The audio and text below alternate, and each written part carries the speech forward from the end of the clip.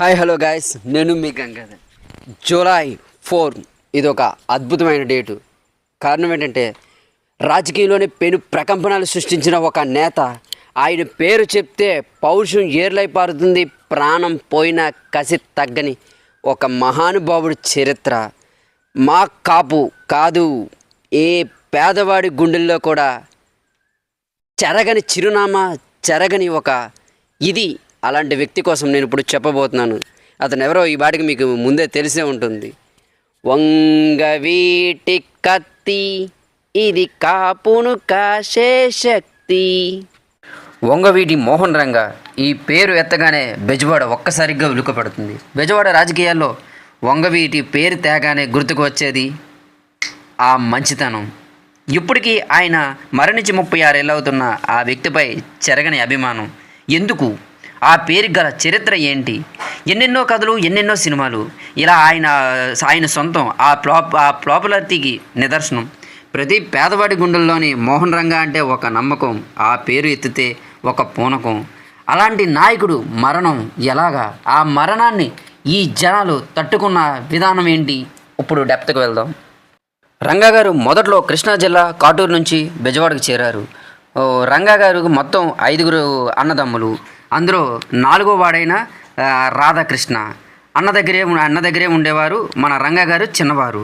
అన్న ట్యాక్సీ అద్దెకి ఇస్తూ గడుపుతున్న రోజులు అవి.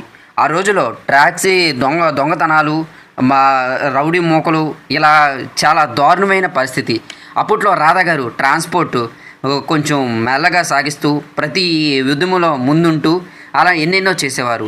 అప్పుడు ఆ ప్రాంతం మొత్తం చలసాని వెంకటరావు గారి కంట్రోల్లో ఉండేది, వెంకటరత్నం గారి కంట్రోల్లో ఉండేది. ఆయన ప్రతి దాన్ని అతనే కంట్రోల్ చేస్తున్నవారు.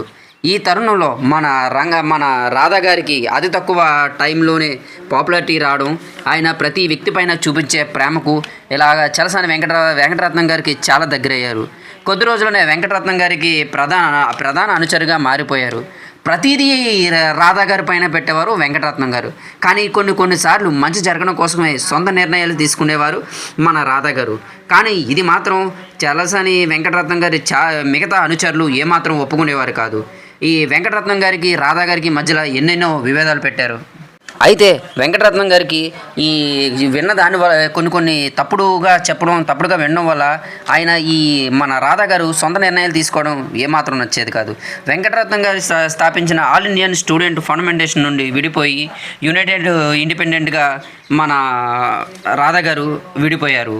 ఇది ఏమాత్రం నచ్చని వెంకటరత్నం గారికి రాధా గారికి మధ్య విభేదాలు మొదలయ్యాయి.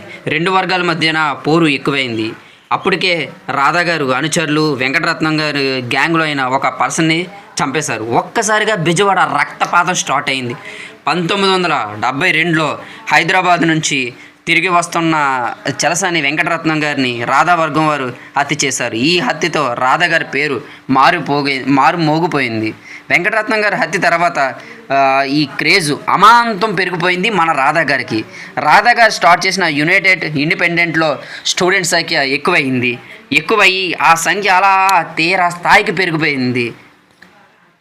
స్టూడెంట్సే కాదు, అక్కడ ఉన్న కార్మిక సంఘాలు మరి ఎన్నెన్నో, ఇలా సంఖ్య పెరుగుతూనే ఉంది, ఆ పాపులారిటీ పెరుగుతూనే ఉంది. ఇందులో కొంతమంది వ్యక్తులు దేవినేని గాంధీ, నెహ్రూ చేరడం, ఆ విద్యా సంస్థలని మరింత పాపులారిటీ పెంచడం, ఇంకా వెంకటరత్నం గారి పేరు కనుమరుగైపోయింది. ఇది ఏమాత్రం తట్టుకోలేని వెంకటరత్నం అనుచరులు ఈ రాధా గారిని చంపాలని ఎన్నెన్నో స్కెచ్లు ఎన్నెన్నో వేస్తూనే ఉన్నారు. కానీ ఆయన పాపులారిటీ ముందు అవి అంత సులువు కాదుగా. ఆ అభిమానం ముందు అలా పెరిగిపోతూనే ఉన్న ఈ నెహ్రూ గాంధీ విషయంలో ఇంకా చూస్తూ ఉంటే ఇంకా ఈ రాధా గారి పేరే తప్ప మరి ఏ వ్యక్తి పేరు కూడా లేకుండా పోయింది. కానీ కాలం ఎప్పుడు ఒకేలా ఉండదు కదా.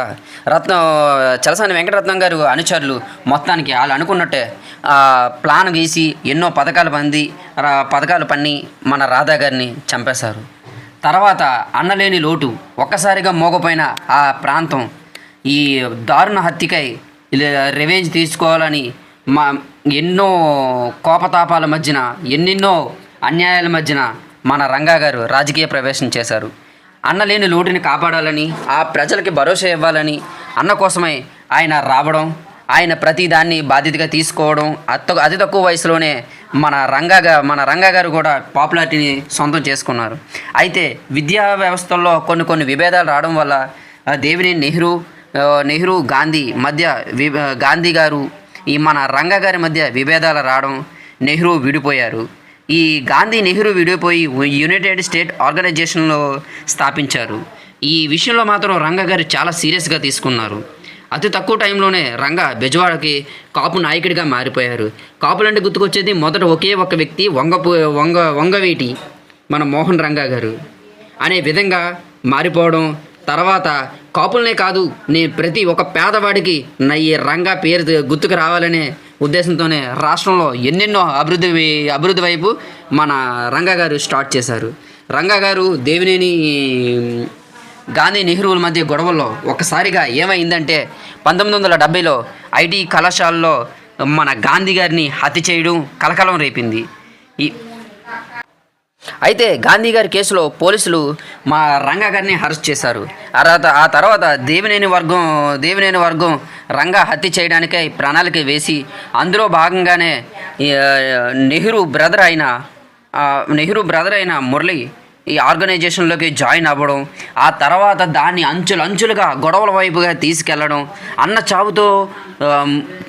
చావుతో ఒక్కసారిగా రగిలిపోయిన మురళి గాంధీని చంపిన వారిని ఉంచకూడదని గాంధీని చంపిన నిందితులు కోర్టు కేసుకు వెళ్ళి వస్తుండగానే నెహ్రూ తర్వాత దేవినేని మురళి వారు హత్య చేయడం జరిగింది. దారిలోనే వాళ్ళని చంపేసి, అంతేకాకుండా రంగా భార్యకు ఫోన్ చేసి రత్నకుమారి గారితో మరికొద్ది రోజుల్లో మీ ఆయన రంగా గారిని కూడా చంపేస్తానని ఒక వార్నింగ్ ఇవ్వడం.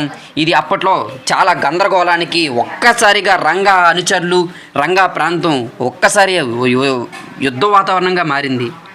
మరిన్ని సంఘటనలు జరుగుతున్న ఈ తరుణంలో నెహ్రూపై కోపంతో ఉన్నా సరే రంగా మాత్రం ఎప్పుడూ వెనక్కి తప్పుడు అడుగే వేయలేదు. 1980లో కాంగ్రెస్లో చేరడం అయినా తర్వాత ఎమ్మెల్యేకి వెళ్ళడం. అయితే మొత్తానికి రంగా గారు అనుకున్నట్టు రాజకీయ నాయకుడు అయిపోయారు. ఇప్పుడు చేయాల్సిందల్లా ఒకే ఒకటి, మురళి చావు. అయితే 1980లో రంగా వర్గం మురళిని హత్య చేశారు. ఒక్కసారిగా రంగా పేరు మారు పొంగిపోవడం, అప్పట్లో స్టార్ట్ చేసిన కాపు నాడు పేరు బెజవాడలో మరింత మారడం. ఇది ఇలా చూస్తుంటే అంచులంచులా పెరిగిన ఆయన పాపులారిటీ, ఆయన ఒక హుందాతనం ప్రతి వ్యక్తికి ఇంకా రంగా గారు తప్ప ఇంకా నెహ్రూ లేదు, మొత్తం ఇంకా దేవినేని వంశమే లేదన్నట్టు ప్రవర్తించింది. కానీ ఈ విషయం తట్టుకోలేని అవతల కొంతమంది కుట్ర పన్ని తర్వాత నిర్మలా సుస్భవన్ దగ్గర దీక్ష చేస్తున్న మన రంగా గారు 1988లో డిసెంబర్ 28న 3 రోజుల పాటు చేస్తున్న దీక్ష అలాంటిది. ఆయనపై కోపంతో ఎన్నెన్నో కుట్రలు పడిన అదే చనువుగా తీసుకొని 3 వాహనాలపై రావడం, మన రంగా గారిని హత్య చేయడం. ఇది మొత్తం ఒక్కసారి యావత్ భారతదేశమే ఉలుక్కుపడిన సంఘటన. అది కాపు నాడు ఒక్కసారిగా దగ మంటలాగా మండిన ప్రాంతం అది.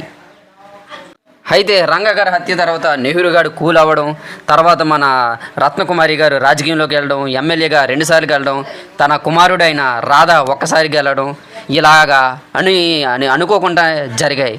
అయితే ఇప్పటికీ కూడా మనకి రంగా గారి పైన అభిమానం చావాపోవడం, ఆయన్ని చూస్తుంటే ఒక్కొక్క క్షణం ఒక్కొక్క విధం ఆ న్యూస్ ఇప్పటికీ హల్చల్ చావదు, చచ్చేదే లేదు. మరికొద్ది తరాలు మరి ఎన్నెన్నో తరాలు ఇవి ఎప్పటికీ కూడా ఆయన సొంతం, ఆయనకి నిదర్శనం. ఆయన భౌతికంగా చనిపోయొచ్చు కానీ మాలో ఇప్పటికీ ఉన్నారు. ఆ పేరు వింటే కాపునాడే కాదు ప్రతి ఒక్క పేదవాడు కూడా మరి ఈ రాజకీయ నాయకులకి ఉలిక్కుపడే విధంగా ఒక నాయకుడి గొప్పతనం తను ఉన్నప్పుడు కాదు, తను లేనప్పుడే తెలుస్తుందంట. ఇప్పటికీ వంగవీటి రంగా గారు చనిపోయి 36 ఏళ్ళు అవుతున్నా సరే నాలాంటి వ్యక్తిపై అతని యొక్క ఎఫెక్ట్ పడుతుందంటే కారణం అది మంచితనం. చావు పుట్టుక ప్రతి మనిషి కూడా బతుకుతాడు, పంది బతుకుతుంది. ఇవి కాదు, ప్రాణం పోయినా 10 మందికి సాయం చేసే మనస్తత్వం ఆయనది. ఈరోజు అలాంటి వ్యక్తి కోసం ఇంత చరిత్ర చూస్తుంటే నాకు ఒకటే అనిపిస్తుంది, వంగవీటి వంగవీటి వంగవీటి